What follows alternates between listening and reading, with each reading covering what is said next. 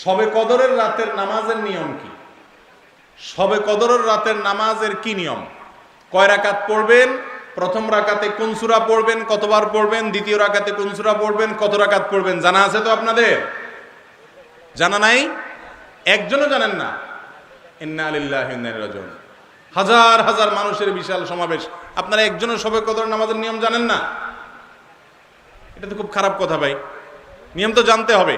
আচ্ছা আমি বলে দিচ্ছি, শবে কদরের নামাজের নিয়ম হলো অন্য যে কোনো নামাজ যেভাবে পড়েন শবে কদরের নামাজও একইভাবে পড়বেন। এই হলো শবে কদরের নামাজের নিয়ম। এমন কোনো কথা নাই যে শবে কদরের নামাজে প্রথম রাকাতে সূরা ফাতিহার পর অমুক সূরা এতবার পড়তে হবে, দ্বিতীয় রাকাতে ততবার পড়তে হবে, এরকম কোনো কথা কোরআন হাদিসে, এগুলা মন গড়া বিভিন্ন সিস্টেম, বিভিন্ন পদ্ধতির কথা, বিভিন্ন আপনার বাজারে নামাজ শিক্ষার বই নামে অনেক বই আছে, সব বই না, কিছু কিছু বই আছে, এইসব বইতে শবে কদরের নামাজ এত রাকাত, প্রথম রাকাতের এই নিয়ম, দ্বিতীয় রাকাতের ওই নিয়ম, এরকম বিভিন্ন কথা বলা আছে। এগুলো সব ভিত্তিহীন, মন গড়া, এগুলো কোরআন হাদিসে নাই। কোরআন হাদিসে লাইলাতুল কদরে অন্য রাতের মতো আপনি নামাজ পড়বেন, একটু লম্বা সময় নিয়ে পড়বেন। যে কোনো রাতের নামাজ, তাহাজ্জুদের নামাজ লম্বা সময় নিয়ে পড়তে হয়, দীর্ঘ রাকাত, দীর্ঘ রুকু, দীর্ঘ সিজদা, আস্তে আস্তে তেলাওয়াত, আস্তে আস্তে তাসবিহ এবং সময় নিয়ে পড়বেন।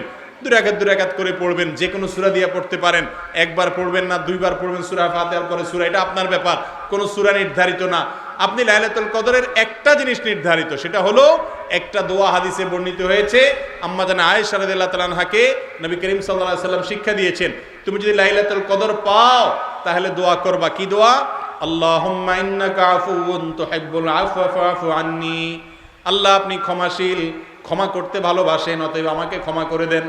ক্ষমা করতে ভালোবাসেন, অতএব আমাকে ক্ষমা করে দেন। এই দোয়া পড়বেন লাইলাতুল কদরে। এছাড়া আল্লাহর কাছে যে কোনো দোয়া করবেন, দুই রাকাত করে নামাজ যতটুকু পারেন তৌফিকুল্লাহ পড়বেন। কোনো সূরা কেরাত নিয়ম নির্ধারিত নাই, সারা রাত আপনি দোয়া করবেন, ইবাদত করবেন। আর এই শবে কদর পাওয়ার জন্য, শবে কদরের ইবাদতের আশায় রমজানের শেষ রাতে, শেষ 10 রাতের সবগুলোতে, বিশেষ করে বেজরগুলোতে বেশি বেশি করে করবেন। শুধু 27 তারিখকেই করবেন, অন্যগুলোতে ঘুমাবেন। এটা সুন্নাহ সম্মত লাইলাতুল কদরের তালাশ নয়।